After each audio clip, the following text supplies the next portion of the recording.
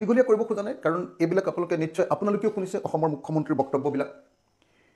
আমি বোলে জুবিনদাৰ ন্যায়ৰ ইছ্যুটো বোলে অখিল গগৈহে ধৰি ৰাখিছে, অসমীয়া মানুহৰ বোলে এইটো ইছ্যু নহয়, সমগ্ৰ অসমবাসীৰ বোলে এইটো ইছ্যু নহয়। এইটো হয় নেকি? আপোনালোকে নিজে কওক। সম্পূৰ্ণৰূপে অসমীয়া মানুহবিলাকৰ, সম্পূৰ্ণ অসমীয়া সমাজখনৰ, অসমবাসীৰ ৰাইজৰ আৰু জুবিন গাৰ্গৰ মানুহক ভাল পোৱা মানুহবিলাকৰ দাবী। এবাৰ মই আপোনালোকক 4 নম্বৰ ভিডিঅ'টো দেখুৱাব খুজিছোঁ।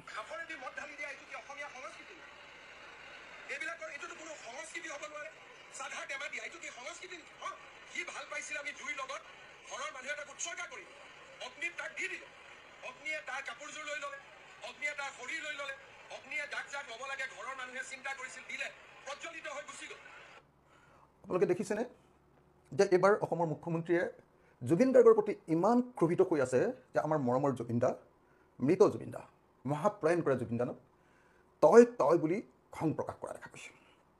এজন মুখ্যমন্ত্ৰীৰ ভাষা এনেকুৱা হ'ব লাগেনে? মুখ্যমন্ত্ৰীয়ে আপোনালোকে নিশ্চয় দেখিছে যে জুবিন গাৰ্গৰ সমাধিস্থললৈ মানুহ অহাটো তেওঁ কেতিয়াও সুখী নহয়। তেওঁ যিকোনো প্ৰকাৰে সমাধিস্থলৰ পৰা মানুহ খেদাব খোজে, মানুহ কমাব খোজে। মানুহজনে ইমান ভয় খাই আছে, আপোনালোকে নিশ্চয় লগ কৰিছে যে তেখেতৰ মুখখন ক'লা পৰি গৈছে, তেখেত অস্থিৰ হৈছে। আৰু এটা বাক্য, আৰু এটা মুখ্যমন্ত্ৰীৰ ডায়লগ আপোনালোকক শুনাব খুজিছোঁ। এইটোৰ পিছত মই নেক্সট আৰু এটা চাওক, একেটা বিষয় এইবাৰ প্ৰেছ মিটত ক'লে। আমি ইমান দিন কোৱা নাছিলোঁ, এতিয়া লাহে লাহে ক'ব লাগিব, নহ'লে সমাজখন বেলেগ লাইনত গুচি যাব নহয়।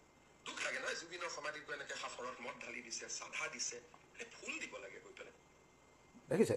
তাৰমানে 50 বছৰ তেতিয়াহ'লে আপোনালোকে দেখিব তেখেতে আকৌ কি ক'লে চাব দেই। কথাবিলাক আমি ইমান দিন কোৱা 50 বছৰ পিছতো তাত যদি পৰম্পৰা হৈ যায় এইটো, যে সমাধিত এইটো সমাধিত আহিলে চাধাই দিব লাগে, এইটো সমাধিত আহিলে মদেই দিব লাগে, তেতিয়া মানুহেতো বিষ্ণু প্ৰসাদ, জ্যোতিপ্ৰসাদ, ভূপেন হাজৰিকাৰ লগত কম্পাৰিজন কৰিব নহয়। দেখিছেনে? এইটো সমাধিত চাধা দিব নালাগে, ইয়াত চাধা দিব লাগে, আপোনালোকে লক্ষ্য কৰিলে? দিব নালাগে, ইয়াতে মদ দিব লাগে। লক্ষ্য কৰিছে? আমাৰ লক্ষ্য কৰিলে? অসমৰ মুখ্যমন্ত্ৰীয়ে জুবিন গাৰ্গক বদনাম কৰিবৰ কাৰণে যিমান ৰাজনীতি কৰিব লাগে সিমান ৰাজনীতি কৰিছে। আপোনালোকে যদি এই বাক্যটো সাৱধানেৰে শুনিলে তেতিয়াহ'লে নিশ্চয় দেখিলে যে বেলেগ কথা নাই, যেন জুবিন গাৰ্গক লগ পাবলৈ অহা সকলো মানুহে যেন জুবিন গাৰ্গক চাধাৰ টেমা দিছে, জুবিন গাৰ্গক যেন মদ ঢালি দিছে, তাত যেন মদৰ বটলেৰেহে যেন গোটেই ভৰ্তি হৈ আছে, মানুহৰ খোজেৰে নহয়, মানুহেৰে নহয়। আশ্চৰ্যজনকভাৱে অসমৰ মুখ্যমন্ত্ৰীয়ে এনেকৈ জুবিন গাৰ্গক অপমানিত কৰিবৰ কাৰণে, বদনামী কৰিবৰ কাৰণে, জুবিন গাৰ্গৰ বদনাম উলিয়াবৰ কাৰণে আৰু জুবিন গাৰ্গক মিনিমাইজ কৰিবৰ কাৰণে, জুবিন গাৰ্গৰ অপবাদ উলিয়াবৰ কাৰণে এনেকৈ অসমৰ মুখ্যমন্ত্ৰীয়ে আমি কাম কৰা দেখিবলৈ পাইছোঁ।